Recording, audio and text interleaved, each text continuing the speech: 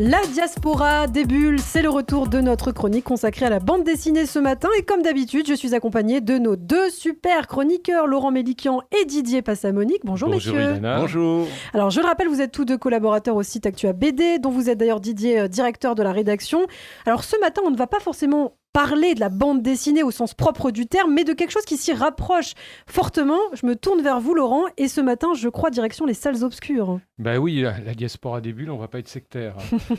Donc on peut aussi s'aventurer hors de la BD, et sans bien sûr confondre le cinéma d'animation, le dessin animé, et la bande dessinée, qui n'ont pas du tout le même fonctionnement. Mais là, en l'occurrence, il s'agit de l'adaptation d'un manga fleuve, Le Sommet des Dieux, qui culmine à plus de 1000 pages dans sa version papier, et qui là vient d'être adapté au cinéma. Donc c'est à l'origine un manga lui-même adapté d'un roman, par Jiro Taniguchi, un auteur éclectique qui est aussi impressionnant dans des récits intimistes que dans des récits d'aventure. Alors l'aventure ici, c'est ce sommet des dieux, c'est un peu sa quintessence. Le sommet des dieux, c'est pas le Golgotha, c'est même pas l'Olympe, c'est tout simplement l'Everest. Tout simplement, avec ses 8848 mètres, ses crevasses à franchir, ses falaises glacées, ses tempêtes à affronter. Il est question de la quête d'un trésor, un appareil photo de 1937, celui de George Mallory, décédé lors d'une tentative d'ascension, qui pourrait bien être le premier à avoir vaincu la plus haute montagne du monde, mais ça, on ne le sait pas. Et ça, c'est pour la partie aventure du sommet des dieux, parce que pour l'intime, il y a cette question qui anime toute l'histoire.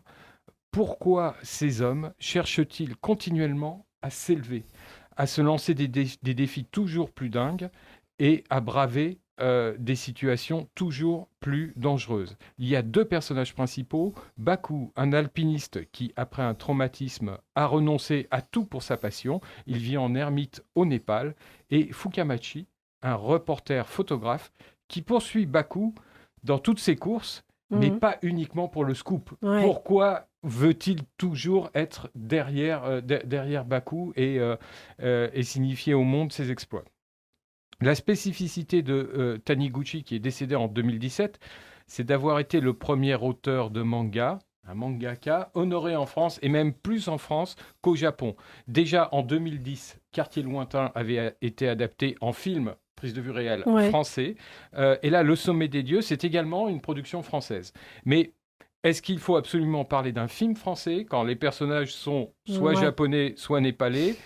Les décors sont magnifiques, à l'image des films de Miyazaki, mais l'animation, la bande-son, le design des personnages sont à la fois éloignés des standards japonais et américains. Donc, moi, je parlerai plutôt d'une production internationale, un sommet des dieux pour rapprocher les hommes. Et dois-je l'avouer, pour une fois, j'ai sans doute préféré le film à sa BD d'origine. Ah oui, quand même. Oui, parce que là, on s'est réduit en 1h30 et je pense qu'on va à l'essentiel et au cœur des choses, tout en prenant du temps quand même pour admirer ces paysages magnifiques. Le Sommet des Dieux au cinéma, c'est un film de Patrick Imbert, en salle depuis hier, d'après un manga de Jiro Taniguchi, publié aux éditions Kana, d'après un roman de Yumemakura Baku, qui lui n'est pas publié en France. Alors je voudrais quand même signaler que le dessin de Taniguchi est népalais aussi. Fallait le préciser. Eh bien, on va tous courir pour y aller, je pense. Merci beaucoup, Laurent. On va changer de registre complètement, je crois. Oui, on passe du 7e au 9e art. Au 9e art, on va parler de Métal Hurlant. Absolument, Métal Hurlant revient.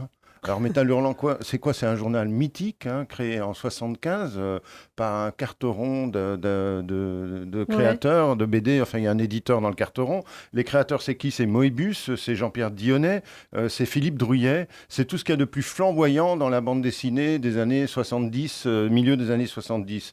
Alors, c'était une entreprise un peu hasardeuse financièrement, on peut dire, mais en tout cas, ça a été le creuset d'une génération magnifique qui a mis en avant deux choses qui constituaient le mauvais genre à l'époque, c'est-à-dire la bande dessinée et la science-fiction. Ils mêlent les deux et ils en font un objet absolument magnifique qui va révolutionné la BD. Et puis ça se casse un peu la figure à partir des années 2002, 2006, enfin déjà en 87. Mais entre-temps, ça avait fait découvrir des grands noms de la bande dessinée. Évidemment, ça confirmait Enki Bilal, Jacques Tardy, des gens comme ça, mais surtout, ça révélait des gens comme François Scheuten, comme Franck Margerin, comme Yves Chaland, dont les rencontres ont lieu à Nérac d'ici début octobre, et puis Serge Clair, et puis le journal a été publié aux États-Unis, a fait l'objet d'un film, il a été publié en Italie, en Allemagne, etc. C'est un véritable succès international. Et puis ça avait un petit peu disparu. Et puis là, grâce au financement participatif, Vincent Bernière, qui est aussi le timonier des cahiers de la bande dessinée, René de ses cendres, comme René Goscinny. Voilà, René Goscinny de ses cendres.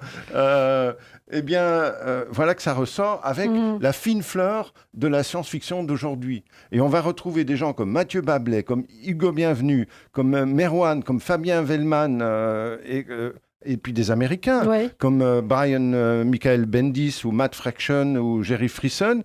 Une équipe internationale qui va être animée entre Paris et Los Angeles. Et ce sera intéressant de confronter le futur des Bilal et des Drouillet qui nous ont offert dans les années 70 et le futur d'aujourd'hui. Je pense que c'est un moment attendu et ça sort là dans quelques jours. Eh bien, le futur, c'est déjà demain, Métal Hurlant. Absolument. C'était hier. Merci beaucoup Didier Passamonique et Laurent Mélican. On vous retrouvera lundi matin sur Radio J. Avec grand plaisir. Merci Lana.